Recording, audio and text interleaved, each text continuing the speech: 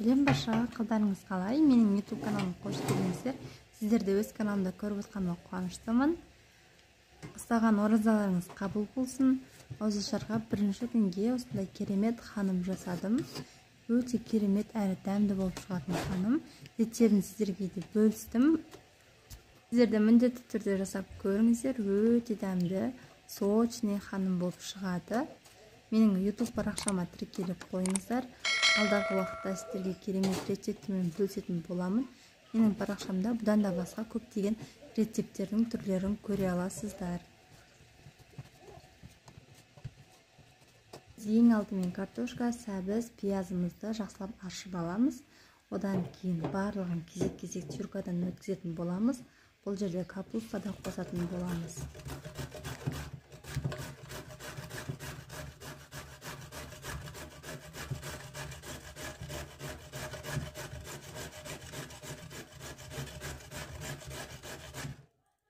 Сәбізді осылай тюрканың көмегімен өткізіп аламыз.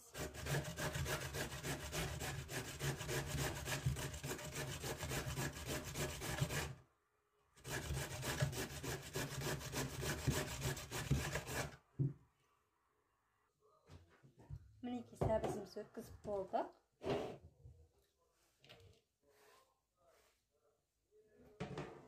Енді дәл осылай картошкамызды өткіземіз.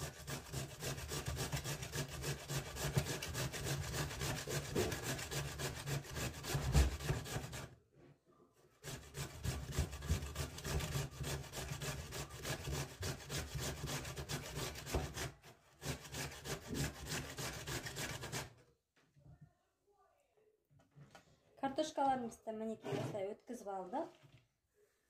Ал енді пиязымызды жақсылап тураймыз. Накөн майдалап.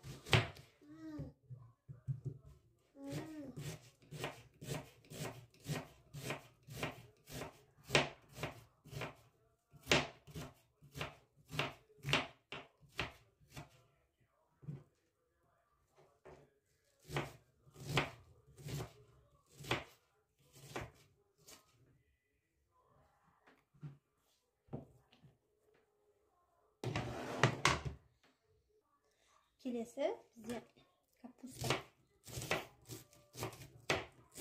Осылай ұзынша етіп турап аламыз.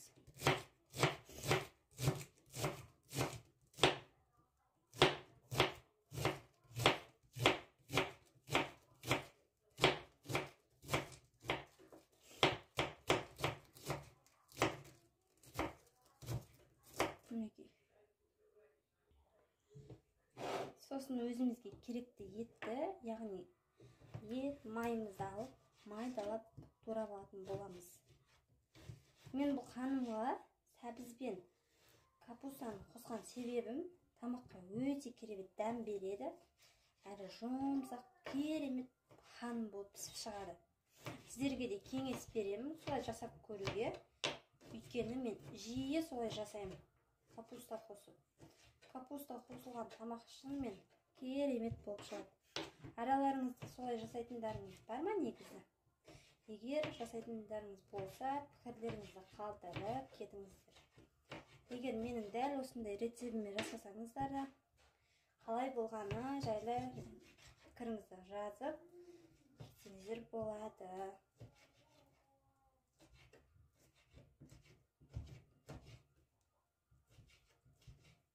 Мінекей етімнің барлығын ұсақтап турадым. Негізі ханымға етті қоспасаң да керемет болып шығады. Главный май болса, біздің ханымымыз өте сочный болып шығады.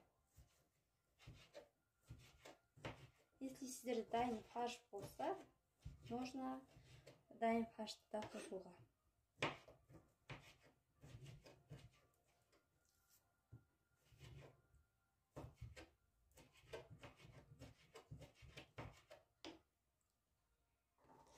Мінекей мен етімнің барлығын турап алдым.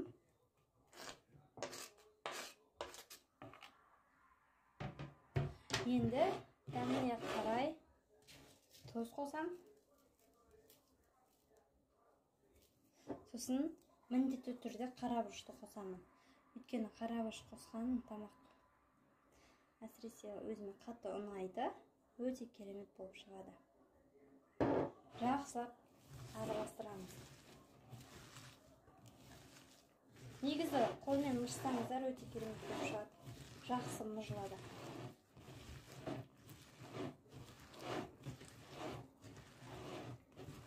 Ешқандай май немесе су құюдың қажеті жоқ.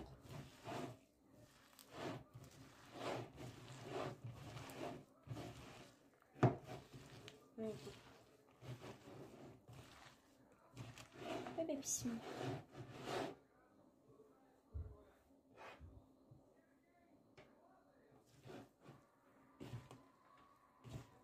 Қараңыздар, түрі қандай керемет болды, иә?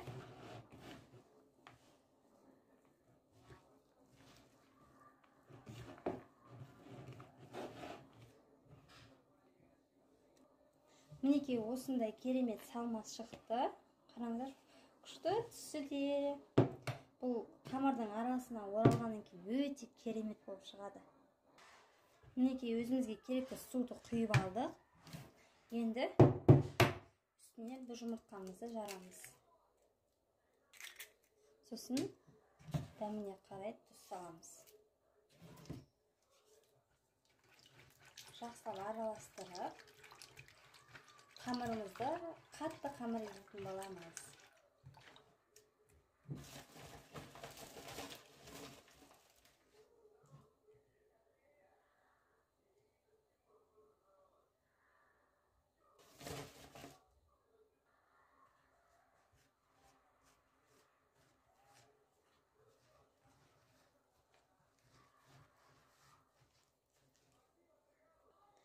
Мінекей қамырдың әбден июін қандыруға қоямыз. Бір 5 минутқа. Одан кейін алып қамырымызды жаятын боламыз. Әбден июі қамырды жақсылап бір илеп жібереміз. Одан кейін бірнеше бөліктерге бөліп жая беретін боламыз.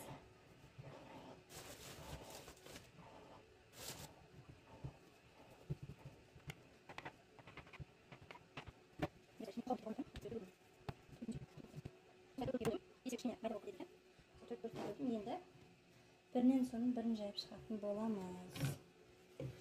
Қалғанын бетін жауып қоямын қамырдың. Бисмилла.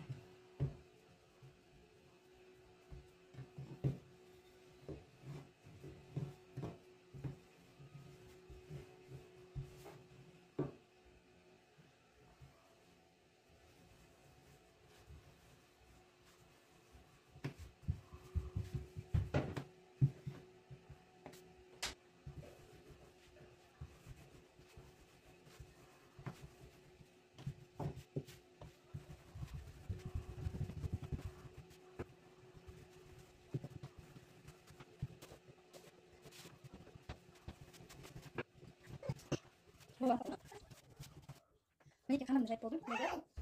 Такой. Листіміз бірінші майлап аламыз.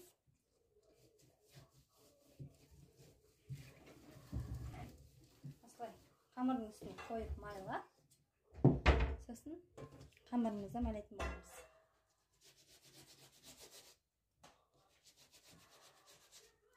Қамырға көп майдың жағудың қажеті жоқ, себебі біз салмасына да май әжептәуір қосқанбыз. Сол май еріп өзі керемет болып шығады. Қазір балам. Мінекейден бір араластырып жібереміз де.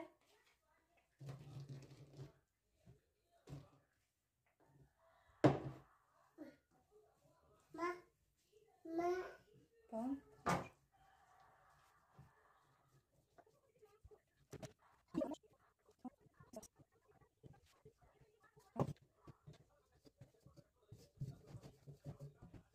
Осылай барлығын кезекте жайып шығамыз.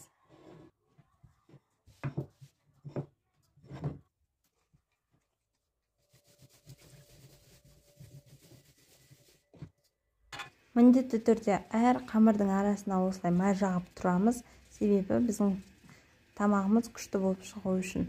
Сосын арасына салмасын салып орағаннан кейін де бетіне май жағуды ұмытпаңыздар. Осылай қамырларымыздың барлығына салмасын салып, 45 минутта жақсылап пісіріп алатын боламыз. Ал достар, міндетті түрде жасап көруге кеңес беремін.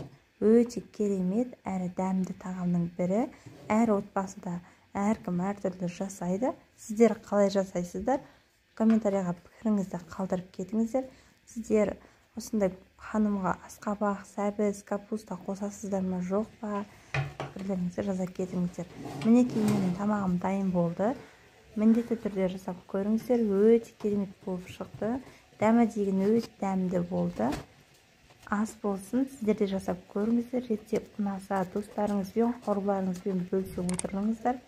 Менің парақшама тіркеліп, басқа да көптеген рецепттерімді көріп, комментария қалдырып кетіңіздер. Назарларыңызға рахмет. Сіздермен болған Санаң Алтынай.